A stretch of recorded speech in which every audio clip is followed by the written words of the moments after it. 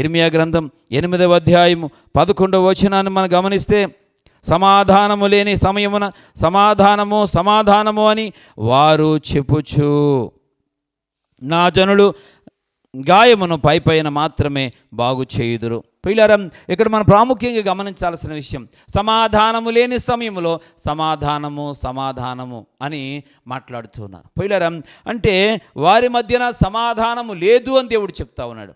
ఇశ్రాయేలు ప్రజల మధ్యలో సమాధానం లేదు. ప్రియమైన వాక్యం ఉంటున్న సహోదరి సహోదరుడా, ఈరోజు మన దేవుడు సమాధానకర్తయగు అధిపతి అని ఆయనకి పేరు కనుక ఆయన సమాధానాన్ని కోరుకునే దేవుడు. దేవుని వాక్యం ఉంటున్న వారు సమాధానపరచువారు ధన్యులు, వారు దేవుని కుమారులు అనబడుదురు అని చెప్పి ధన్యతల్లో ఒక మాట యేసుక్రీస్తు ప్రభువు వారు చెప్తారు. అంటే సమాధానానికి ఎంత ప్రాధాన్యత ఉందో దీన్ని బట్టి మనం అర్థం చేసుకోవచ్చు. నీ జీవితంలో సమాధానం ఉందా? ఒకవేళ హృదయంలో ఎంతో వ్యాకులం పెట్టుకొని, కుటుంబంలో ఎన్నో సమస్యలు పెట్టుకొని, నువ్వు పని చేస్తున్నటువంటి స్థలములో ఎవరితోనూ ఐక్యత లేకుండా, ప్రేమ ఆప్యాయతలు కనపరచకుండా జీవిస్తూ పైకి మాత్రం అందరితోనూ సమాధానంగా ఉన్నట్టుగా నటిస్తూ ఉన్నావా? సమాధానం లేకుండానే సమాధానమును గురించి మాట్లాడుతూ ఉన్నావా? నీ జీవితంలో సమాధానమును పొందకుండానే అనేక మందికి సమాధానాన్ని గురించి తెలియచేస్తూ ఉన్నావా?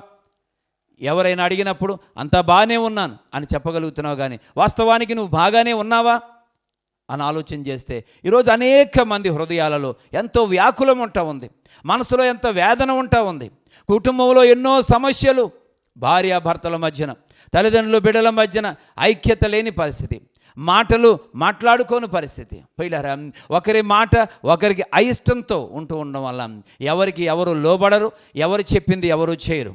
ఆ కుటుంబంలో ఎవరికి వారే పిల్లరా ఏదో నాయకత్వం వహిస్తున్నట్లుగా ఉంటారు, కానీ బయటకు వచ్చేటప్పటికి అందరూ కలిసి ఉన్నట్లుగా నటించే పరిస్థితులు ఈరోజు చూస్తూ ఉన్నాం.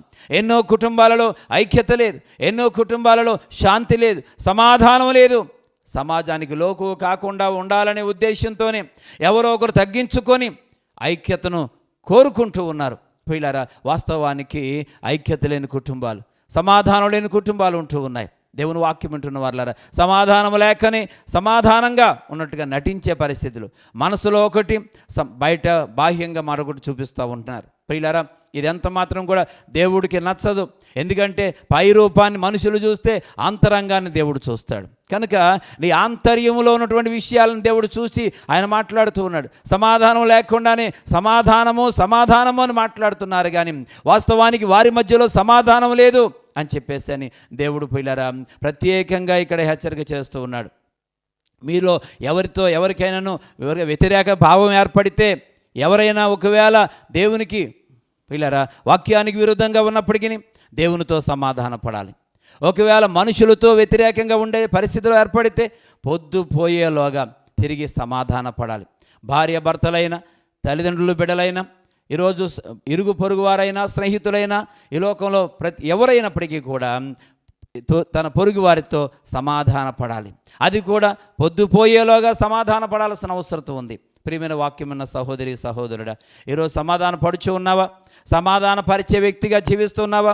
మరికొందరు సమాధానాన్ని కోరుకోరు, పైకి మాత్రం ప్రశాంతత గురించి ప్రశాంతంగా మాట్లాడతారు, కానీ సమస్యలను మరలా పునరావృతం అవునట్లుగా మాట్లాడుతూ ఉంటారు. అనేక మంది కొండిగాళ్ల వల్లే పిల్లరా ఆ సమస్యలను అధికం చేస్తూ ఉంటారు. ఇది ఎంత మాత్రం కూడా దేవుని బిడ్డలకు తగదు. దేవుని వాక్యం వింటున్న సహోదరి సహోదరుడా, నువ్వు సమాధాన పడాలి, సమాధాన పరచాలి. ఈ రెండు బాధ్యతలు ప్రతి విశ్వాసి కలిగి ఉండాలి. కనుక దేవునికి పిల్లరా మనం అంగీకారంగా ఉండాలి అనంటే, దేవుడు మనల్ని బట్టి సంతోషించాలి అనంటే నీ జీవితంలో నువ్వు సమాధాన పరిచే వ్యక్తిగా ఉండాలి. ఎంతవరకు ఎన్ని సంవత్సరాలుగా నువ్వు దేవుడితో సహవాసం చేస్తూ ఉన్నావు, ఎన్ని సందర్భాలు నువ్వు సమాధాన పడ్డావు. ఎదుటివారు సమాధాన పడితే నువ్వు సమాధాన పడ్డం కాదు సహోదరుడా సహోదరి, నీవే వాక్యానికి లోబడి మొట్టమొదటిగా నీవు సమాధాన పడే ప్రయత్నం చేయాలి. నీ జీవితంలో సమాధాన పడే లక్షణం నీకుందా? సమాధాన పరచడానికి నువ్వు ప్రయత్నం చేసిన సందర్భాలు ఉన్నాయా? దేవుని బిడ్డవైతే, భక్తుడివైతే, భక్తురాలువైతే, దేవుని వాక్యాన్ని నిజముగా అంగీకరించిన వారైతే సమాధాన పడేవారిగా ఉంటారు, సమాధాన పరిచేవారిగా ఉంటారు. పిల్లలు విరోధ భావాలు పెంచుకునేవారు ధన్యులు అని దేవుని వాక్యం చెప్పలే. దేవుడు తన యొక్క వాక్యంలో శ్రేష్టమైనటువంటి ఆజ్ఞలు కొండ మీద ప్రసంగంలో చెబుతూ ఆయన అన్న మాట ఏంటంటే, సమాధానపరచువారు ధన్యులు, వారు దేవుని బిడ్డలు, దేవుని కుమారులు అనబడతారు. ప్రియులారా, ఎంత గొప్ప ఆధిక్యత! కనుక సమాధానపరిచే బాధ్యత మనం తీసుకోవాల్సిన వారమై ఉన్నామని ప్రభువు పేరట తెలియపరుస్తూ ఉన్నాను.